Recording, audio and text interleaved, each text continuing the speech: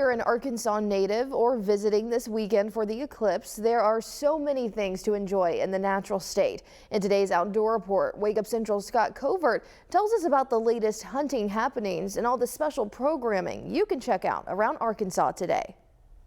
Hey, it's Saturday. It's time for another edition of the Outdoor Report. Trey, big day across Arkansas. What's happening right now? It is a big one. Right now, there are all kinds of kids going out there to turkey hunt, Scott. I love it. It is the youth turkey season opens this morning, today and tomorrow. Okay. And then the regular season statewide opens a week from Monday. And what do we know about turkey season this year? Anything well, you know, new? we've seen some good reproduction over the last couple of years.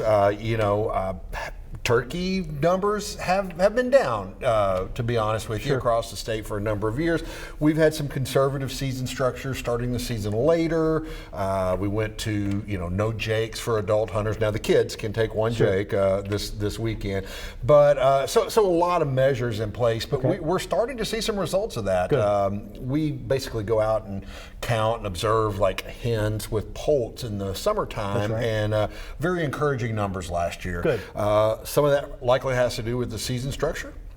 Some of that likely has to do with favorable weather conditions. Do I recall last year there was a big freeze like right in the middle of... Right, but then it dried out pretty good. We didn't have a really wet or cool spring after that one last cold snap that we had. And those are pretty good conditions. When it's wet and it's cold in May, and even, when I say cold, relatively speaking in June, cool, that doesn't bode well for those little turkeys. Their thermoregulation isn't great, and when it's wet, it's a lot easier for predators to find them. Got it. Okay. All right. Good to know. That's happening now. And again, tomorrow and the next weekend, the real season opens up for the adults. That's right. Let's talk about bears. We were at one point the bear state in Arkansas for a reason. What's the latest? Well, the comeback of the black bear in Arkansas is one of the greatest wildlife success stories in all of North America. Yeah. I mean, as a matter of fact, our restoration of black bears is often referred to as the most successful reintroduction of a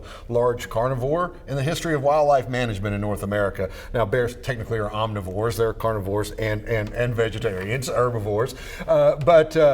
Yeah, we had a record bear harvest last year, Scott. Our bear biologist, Myron Means, gave a presentation a couple of weeks ago at our commission meeting up on Mount Magazine. 765 bears, which is an increase of I think 100 plus bears over the previous season. But it is an all-time record. We added a bear season in South Arkansas 2 seasons back, and so that contributed to it. But probably the bigger contributing factor is we opened the season a little bit earlier last year in the Ozarks and Ouachitas. I mean, we typically open the first day of archery deer season, which is like the 3rd or 4th weekend in September, and it opened about 10 days earlier this year, so September 13th. And that was something bear hunters have been asking for, because here's what happens. A lot of bears are hunted over bait in Arkansas. That is legal on private land.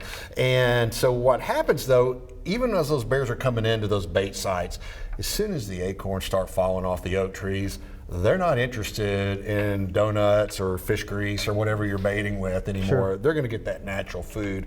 And so in response to what bear hunters asked for, we opened the season a little bit earlier, and I think hunters took advantage of that. Now, I've done some research. The historical, the story here with Arkansas's bear population, it was really, really, really bad at one point. Yep. Correct me if I'm wrong. We brought in some bears from Minnesota. That is correct. Minnesota and Manitoba, Canada. This started in the late 1950s, like 58 through about 70, roughly a 10 or 12 year period there that we brought in, I think a little over 250 bears. We were down to an estimated 40 or 50 bears in the entire state. And those 40 or 50 bears. Single individual animals. And those were all, the thing that really makes it even more remarkable, Scott, is they were all in southeastern Arkansas, where the White River meets the Arkansas in the Mississippi down there, White River National Wildlife Refuge. That's where they were. So really the Ozark and Ouachita Highlands, where the bulk of our bear population is now, was void of bears until this restoration project. And Myron Means, our bear biologist, said this harvest number 750 plus this year is really kind of about where we need to be. I mean, so we've been probably under harvesting, and that's allowed the bear population to expand, which is something we've wanted, but we're kind of good right now. Sure. Okay, so Arkansas wants the Bear State, but this weekend, and especially over the next 72 hours, Arkansas, ground zero for the Great American Eclipse. The Eclipse State, right? Yeah, that's right. So what are you guys doing, and what opportunities do you have? We have a lot of great opportunities. Of course, everybody's going to be outside, right? So we want to encourage people to get outside, and they're going to be doing that for the Eclipse. We do have some special programming at our nature centers. Okay. You can go to agfc.com, but essentially all of our nature centers that are in the zone of totality or very close to it will be doing special programming. Essentially, only 3 are not. That's going to be Casco, the Cooks Lake Center, Pine Bluff, and Ozark Highlands and Springdale. But the other ones, all doing special programming. They'll have eclipse glasses and crafts, all kinds of activities. So agfc.com, you can check out what all's going on at our nature centers for the Great American Eclipse. You got a kid interested in any type of science, whether that be up in outer space or maybe conservation here at the ground level, pretty good opportunities. It is. You know, we'll be talking about, like, I've been getting a lot of questions, obviously. How does the eclipse affect animals and fish and that sort of thing? Well, we'll have some programming related to that at our nature centers. That's awesome. All right, that's another edition of the Outdoor Report. Trey, I'll see you here back next weekend with more updates on Arkansas hunting and fishing.